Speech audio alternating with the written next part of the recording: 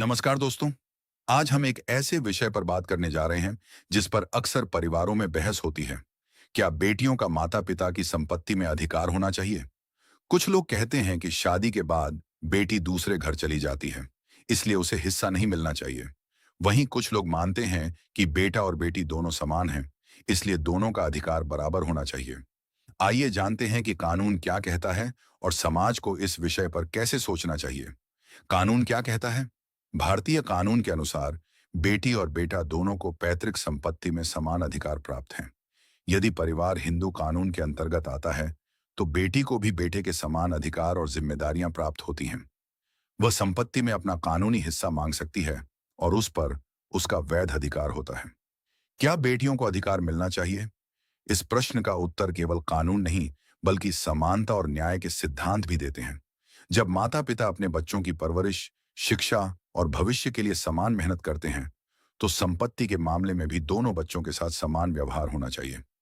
बेटी भी अपने माता पिता की संतान है। उसका रिश्ता विवाह के बाद समाप्त नहीं हो जाता। वह जीवन भर अपने माता पिता की बेटी रहती है।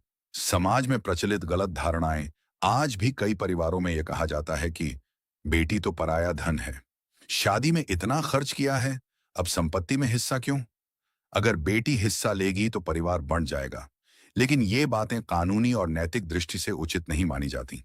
किसी भी व्यक्ति का अधिकार केवल परंपराओं से नहीं, बल्कि कानून से तय होता है। ध्यान रखने योग्य बातें, हर संपत्ति का नियम एक जैसा नहीं होता।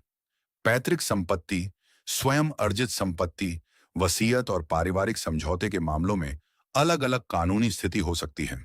इसलिए किसी विशेष मामले में निर्णय लेने से पहले योग्य अधिवक्ता से सलाह अवश्य लें।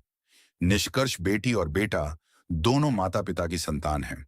इसलिए समान सम्मान, समान अवसर और कानून द्वारा दिए गए अधिकारों का सम्मान होना चाहिए। कानून का उद्देश्य परिवारों में विवाद बढ़ाना नहीं, बल्कि सभी के साथ न्याय करना है। आउटरो। अगर आपको यह जानकारी उपयोगी लगी हो, तो वीडियो को लाइक करें, अपने दोस्तों और परिवार के साथ शेयर करें और ऐसे ही कानूनी विषयों पर सरल और सटीक जानकारी पाने के लिए हमारे चैनल को सब्सक्राइब करना न भूलें। धन्यवाद।